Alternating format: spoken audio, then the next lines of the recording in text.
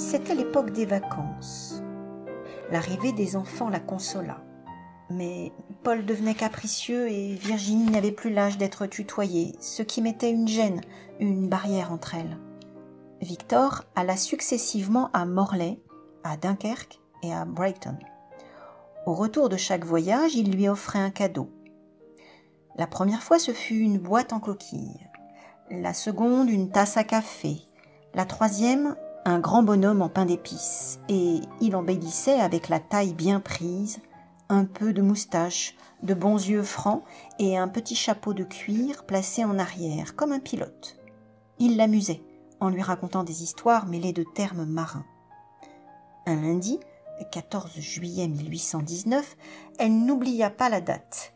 Victor annonça qu'il était engagé au long cours et, dans la nuit du surlendemain, par le paquebot de Honfleur, irait rejoindre sa goélette qui devait démarrer du Havre prochainement. Il serait peut-être 2 ans parti. La perspective d'une telle absence désola Félicité. Et pour lui dire encore adieu, le mercredi soir, après le dîner de madame, elle chaussa des galoches et avala les 4 lieues qui séparent Pont-l'Évêque de Honfleur. Quand elle fut devant le calvaire, au lieu de prendre à gauche, elle prit à droite, se perdit dans des chantiers, revint sur ses pas. Des gens qu'elle accosta l'engagèrent à se hâter. Elle fit le tour du bassin rempli de navires, se heurtait contre les amarres, puis le terrain s'abaissa, des lumières s'entrecroisèrent et elle se crut folle en apercevant des chevaux dans le ciel. Au bord du quai, d'autres hennissaient, effrayés par la mer. Un palan qui les enlevait les descendait dans un bateau où des voyageurs se bousculaient entre les barriques de cidre, les paniers de fromage, les sacs de grains.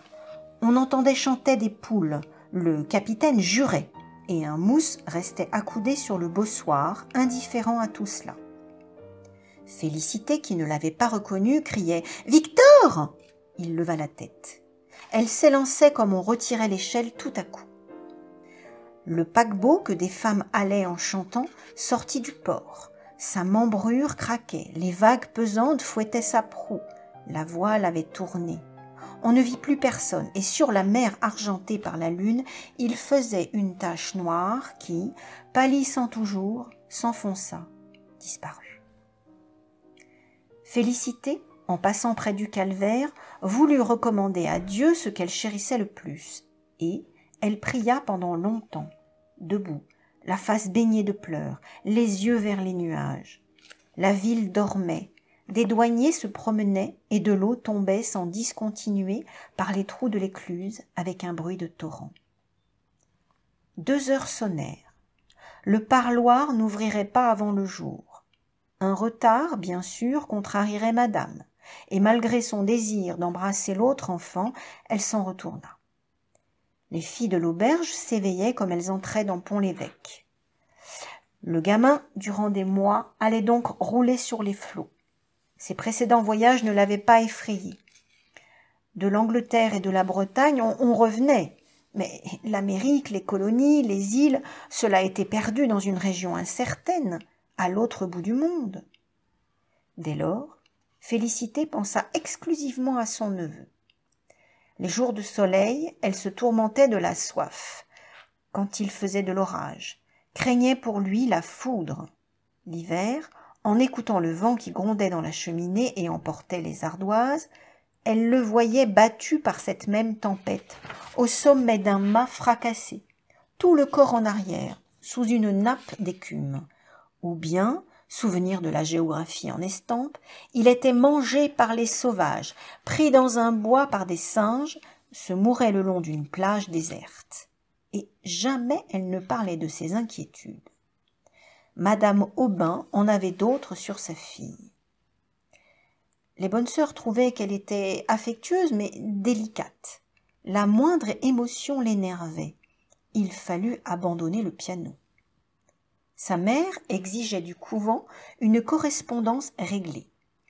Un matin que le facteur n'était pas venu, elle s'impatienta et elle marcha dans la salle de son fauteuil à la fenêtre. C'était vraiment extraordinaire. Depuis 4 jours, pas de nouvelles. Pour qu'elle se consolât par son exemple, Félicité lui dit « Moi, madame, voilà 6 mois que je n'ai reçu… » De qui donc? La servante répliqua doucement « De mon neveu. »« Ah, votre neveu !»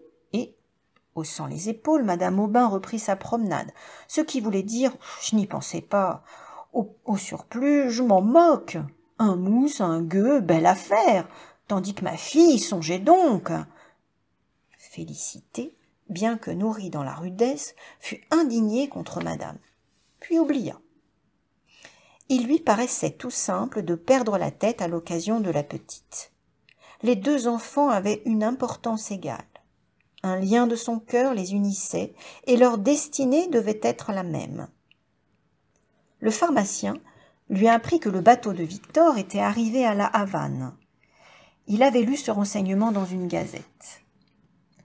À cause des cigares, elle imaginait la Havane, un pays où l'on ne fait pas autre chose que de fumer. Et Victor circulait parmi des nègres dans un nuage de tabac. Pouvait-on, en cas de besoin, s'en retourner par terre? À quelle distance était-ce de Pont-l'Évêque? Pour le savoir, elle interrogea M. Bourret. Il atteignit son atlas, puis commença des explications sur les longitudes, et il avait un beau sourire de cuistre devant l'ahurissement de Félicité.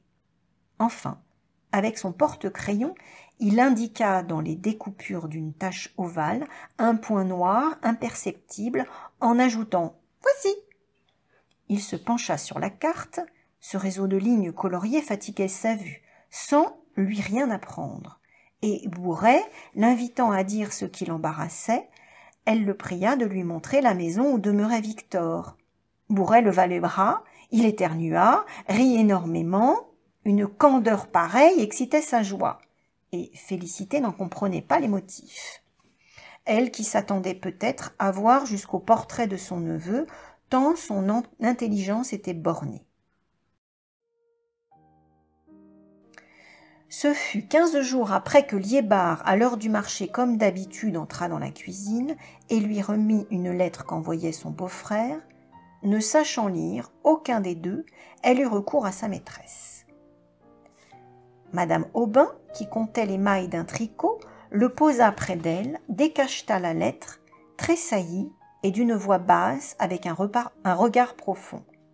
« C'est un malheur qu'on vous annonce. Votre neveu… » Il était mort. On n'en disait pas davantage.